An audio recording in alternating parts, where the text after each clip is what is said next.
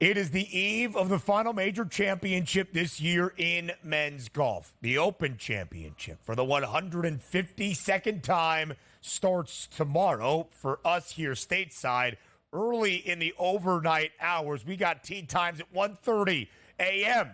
Eastern time on a Thursday. It is at Royal Troon, and Tiger Woods was one of the focuses yesterday in his pre-tournament press conference. We told you about the little bit of snark that Eldrick still has in reference to Colin Montgomerie, Scottish professional golfer, a guy, of course, that has been very outspoken throughout his golf career. Colin Montgomerie, over this past weekend, said Tiger really shouldn't be lacing him up anymore. He should consider retirement because he has lost it. We told you what Tiger's quote was yesterday. Here it is again. Quote, "As a past champion, I'm exempt until I'm 60.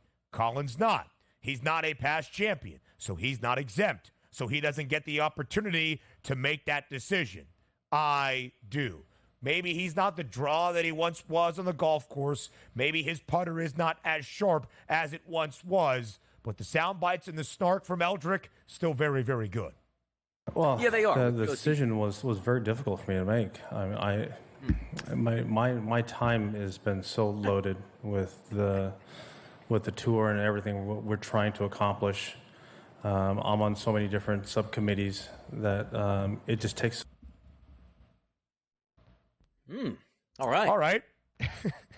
Interesting decisions multiple times there. That was Tiger Woods in his discussion around his Ryder Cup captaincy, not what he was saying about Colin Montgomerie. I wanted to hear from DRS. So, Donnie, why don't you get your water in? Why don't you take it away? Yeah. Now I feel like I got a lot of energy now. It's got a little bit of a delay on that point. But here's what we're looking at with Tiger Woods.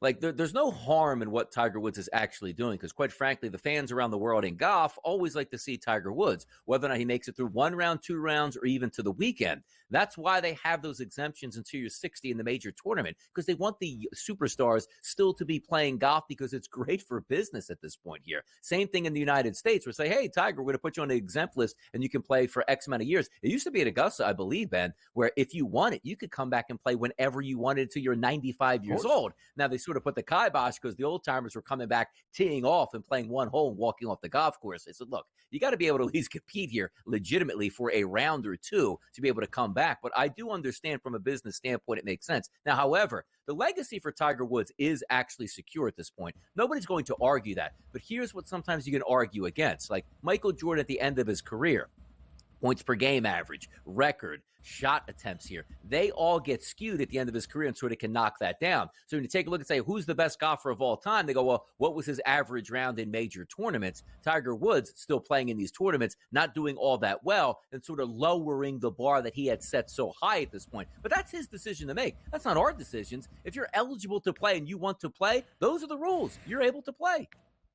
Tiger Woods, 48 years old now. The question being, can he ever contend for another major championship? He has 15 of them in the hunt for Jack Nicklaus's 18. It's been his career goal back in the early 2000s. You thought it would have been done by now. He probably had 30. But it's the idea of being a player versus being a spokesperson for golf. You heard a small snippet of this earlier. This was the story around Tiger Woods the last few weeks. Would he be the Ryder Cup captain for 2025? Break out the water, DRS. Here is what Woods had to say. Well, the decision was very difficult for me to make.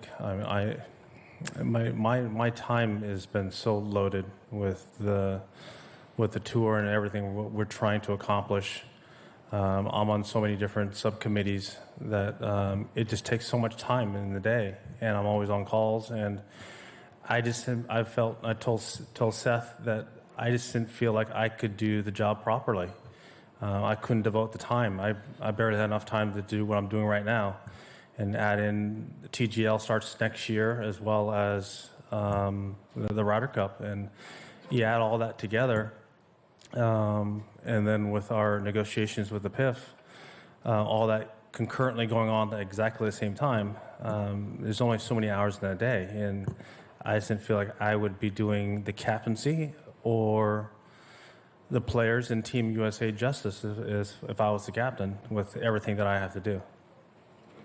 Now we focus on Tiger Woods and his golf this week. Minus 350 to not see the weekend and miss the cut. We'll have an Open Championship preview with our guy Charlie Hulme later on in hour number 3, which starts after the break here on SportsGrid. It's the eve of the final major championship of this year in golf. It's the 152nd Open Championship at Royal Troon in Scotland. To get you set for the 4th and final major of this year, Charlie Hulme joins us here on this Wednesday on the early line on SportsGrid. You see him all week long, co-hosting the Smiley Show with Smiley Kaufman, the wonderful producer of that program as well. And although Charlie is not at Troon this week, just about a month ago, he was over across the pond in Scotland taking on Links Golf. So he understands the test. He understands the conditions. He helps us get ready for the Open Championship this year. Charlie, thank you so much for joining us on this Wednesday morning.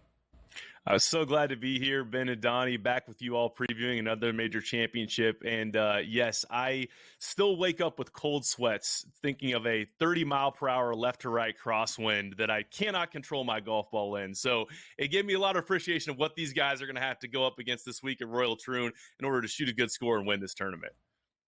And Charlie, that's where we start, because for golfers, for golf fans, they're not used to seeing links golf on the coast of the Isles in Scotland all that much. And for the pros, they don't really play that style all year long either. What is the main difference in your mind between links golf and what we're used to here stateside?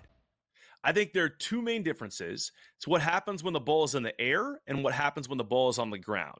And so I think the wind, of course, we have wind here in the States. There are a number of locations that have that sort of feature, but the way the wind changes so much over there, and here's a great example is yesterday these guys are out playing practice rounds in sort of a north-northwest wind that makes the front nine considerably easier. In fact, I heard Bryson drove maybe 4 or 5 greens on par fours on the front nine and made the back nine considerably harder.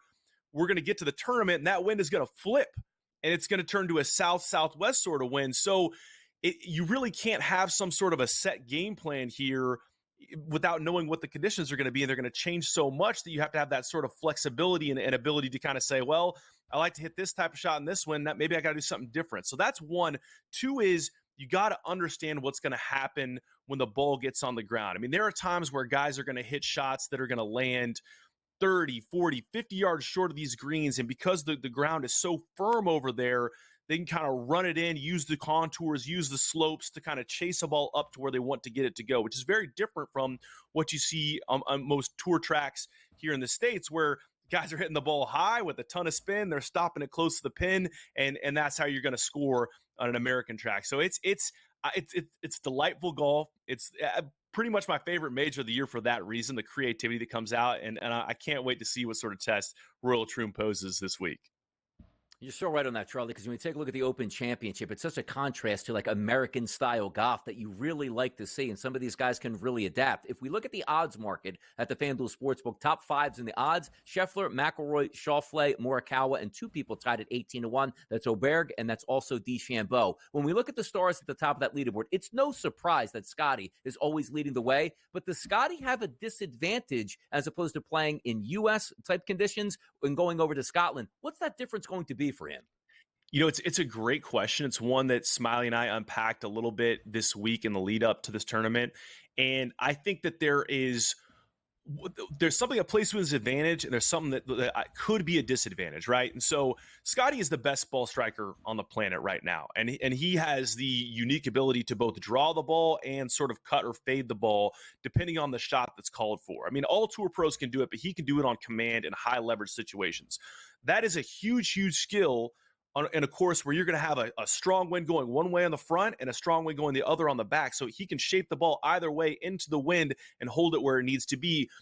And that's kind of juxtaposed against a guy like Colin Montgomerie, who likes to pretty much always fade the golf ball. So when you get a left to right wind for a guy like Colin, he's going to have to keep aiming further and further left and trying to kind of figure out how much the wind's going to impact his ball to kind of land it where he wants to. The thing that could potentially be a disadvantage for Scottie is the surface, the putting surface. So this is a red fescue that's going to run considerably slower than most greens you'll see on tour. This will run probably around an 8 or a 9 compared to like a 12 or even a 13 for some tour stops. And it's a bumpy roll. It's not true all the time. So it's a, not saying he's fixed the putter considerably this year going to that spider, but this is a spot where some of those wobbles pop up, maybe some frustration creeps in. That could potentially be a challenge for Scottie. An 8 or 9 on the stint meter is like your local muni when they just punch the green. So that will be a big change for Scottie Scheffler this week. He was not over there last week at the Genesis Scottish Open. He will, of course, be there at Royal Troon. 3 previous appearances at the Open, top 25 in all 3, a tied 8th spot at his first Open championship back in 2021. As we look back at the odds board, Rory McIlroy has that second best price at plus 850.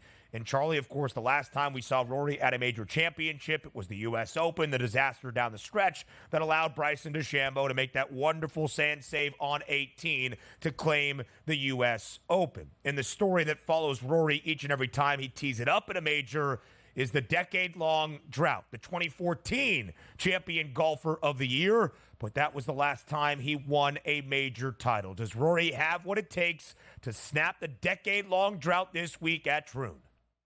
Rory is my one-and-done pick this week, so I really hope he has what it takes because that would make me look pretty good. I would say the thing for Rory is he has – it's a little bit of a gamble, right? Because he has a lot of incredible superhuman, traits that should, if he plays his course the right way, translate to low scoring, and he could run away with the thing in the same fashion that Henrik Stenson did in 2016 at Troon. He's got that tee down driver where he can draw it off the tee, he can cut it. That type of command is going to be huge. He is a high ball hitter. And not to say he can't change, the way he's kind of flighting the ball with his irons and approach shots, but we've seen in the past where, if he is hitting it high and the wind's impacting it, we've seen him a little loose with the wedges in some years past, where the advantage he's gaining off the tee could get negated if he can't capitalize on that with his approach shots. And then the other piece of that is the same concern that I have for Scottie. He's a guy that we've seen struggle at times in high leverage situations with the putter, goes to a surface that can be bumpy and unpredictable like this red fescue. And, I don't think we're going to get a repeat of the U.S. Open, but certainly could give some strokes away. We saw that in 2022 at the Open, where he just could not buy a putt on Sunday, and Cam Smith just snuck up from behind and ran away with the thing because he was making everything. So I like Rory a lot this week, and I think this would be a good spot for him to break the slump, but it's just, whether or not those factors come into play and he can kind of get those things under control. Burning a little bit of those embers there is Colin Montgomerie going after Tiger Woods, telling him he should hang it up. And by the way, at the FanDuel Sportsbook, he was a 300-1 chance this week, down to 250-1, now down to 220-1. The people may be believing in Tiger Woods and getting that little poke there from Colin Montgomerie. How do we anticipate Tiger's watch this week for you? I don't think since that iconic image of Dwayne Wade throwing the lob to LeBron James, we had a better alley-oop than the one that Colin Montgomerie threw Tiger Woods in the subsequent response in the press conference, where he said, "Hey, buddy, I'm an Open champion. I am exempt till I'm 60. I can play as long as I like to. You, unfortunately, do not have the same luxury." That was hilarious. I think that a lot of people think that the Open Championship is Tiger's best shot. And I tend to agree to win another major because it's a flatter walk than most major venues, Augusta National included. And there are a lot of these kind of feel shots around these greens that Tiger has so much experience playing. Theoretically, he's a guy where that experience should really kind of come into handy. Now, we've said that a couple times this year. We said it at Pinehurst, didn't bode well for him there. The physical test is always the big one. But you'd like to think that this should suit Tiger. We saw him hit these little half sort of shots into the postage stamp, that this sort of test should be his best chance to make a cut, maybe even make a run at winning one of all the majors. A 3-time Open champion and champion golfer of the year. You don't poke the bear and you don't poke the tiger, even at 48 years old. Charlie Hulme, the producer and co-host of The Smiley Show, thank you for the breakdown and the preview of the Open Championship. We appreciate your time always, and The Smiley Show will keep delivering all week long during the Open.